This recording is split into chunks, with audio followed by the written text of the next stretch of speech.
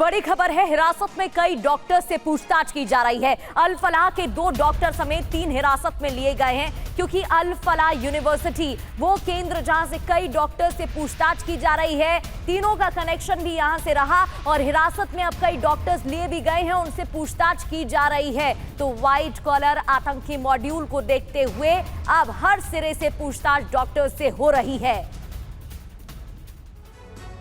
और अब एक चौंकाने वाली खबर, जांच एजेंसियों के रडार पर करीब 200 डॉक्टर्स हैं।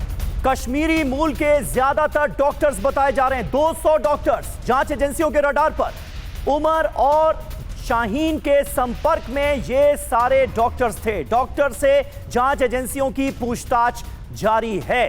तो यानी हर वो डॉक्टर जो कि डॉक्टर उमर या डॉक्टर शाहीन के संपर्क में आया, अब वो जांच एजेंसियों के रडार पर है। तो व्हाइट कॉलर टेरर मॉड्यूल में कितने डॉक्टर आखिर शामिल थे? खबर क्या है? जांच के घेरे में करीब 200 डॉक्टर हैं। ज्यादातर डॉक्टर कश्मीर मूल के हैं और उत्तर प्रदेश के भी बहुत सारे डॉक्टर इसमें शामिल हैं, जिनसे अब पूछताछ की जा रही है। व्हाइट कॉलर मॉड्यूल से संपर्क में थे सभी और उमर, शाहीन दूसरे आरोपियों से भी कांटेक्ट में थे। डॉक्टर शाहीन 30 से 40 डॉक्टर्स के संपर्क में थी। डॉक्टर शाहीन उत्तर प्रदेश के डॉक्टर्स के संपर्क में भी थी और एक-एक कर डॉक्टरों से अब पूछताछ की जा रही है कि उनका इस मामले में क्या कनेक्शन है। साजिश का अड्डा अल फलाह यूनिवर्सिटी, सभी डॉक्टर्स का केंद्र अल फलाह यूनिवर्सिटी, और इस वजह से इस यूनिवर्सिटी के डॉक्टर्स से भी अब पूछताछ हो रही।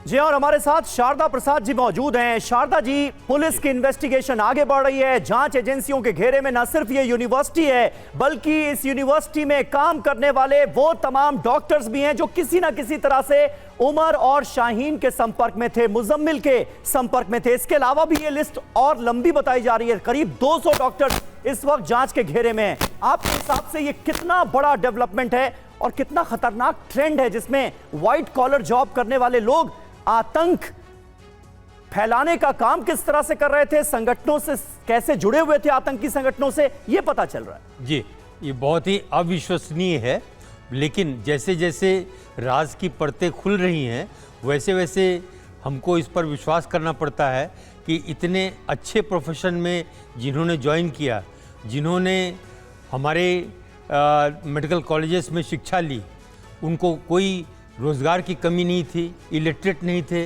और कुछ बुद्धिमान तो होंगे ही, लेकिन उसके बावजूद भी उनका ब्रेन वॉश इस प्रकार कर दिया गया कि वे अपने मेन जो उद्देश्य है, जो उनका प्रोफेशन है, उसको छोड़ करके इस प्रकार के घृणित कार्यों में लग गए।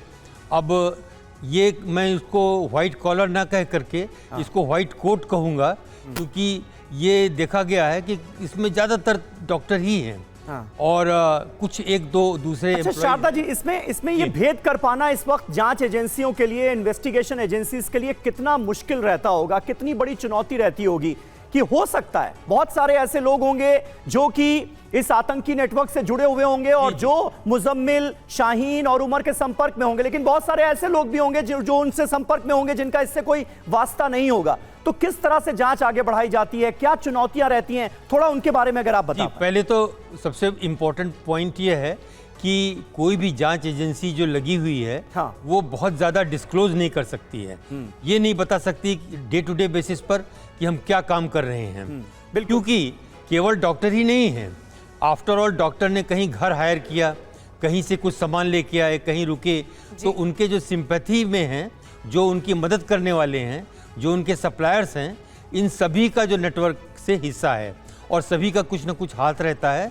और पहले से अगर डिस्क्लोज कर दिया जाएगा तो दिक्कत होती है। इसीलिए पेशेंस की बहुत ज़रूरत है और बहुत ही वाइड नेटवर्क डाला जाता है, दूर तक की जो कनेक्शंस हैं वो छाने जाते हैं। इसीलिए जो आपने कहा कि इतने बड़ी संख्या में डॉक्टर्स की बातचीत हो रही है, तो वो इसलिए नहीं कि हर डॉक्टर उसमें से खराब पाया जाएगा, बल्कि इनको जांच के घेरे में इसलिए लिया जाता है कि इसमें से कुछ कुछ फिल्टर करके सही जो हमारे बिल्कुल, जिससे कि सच का तह तक पता चल पाए और एक एक सबूत जो सामने आ रहे हैं उनके बारे में अच्छे से डिटेल जानकारी निकलकर सामने आ पाए।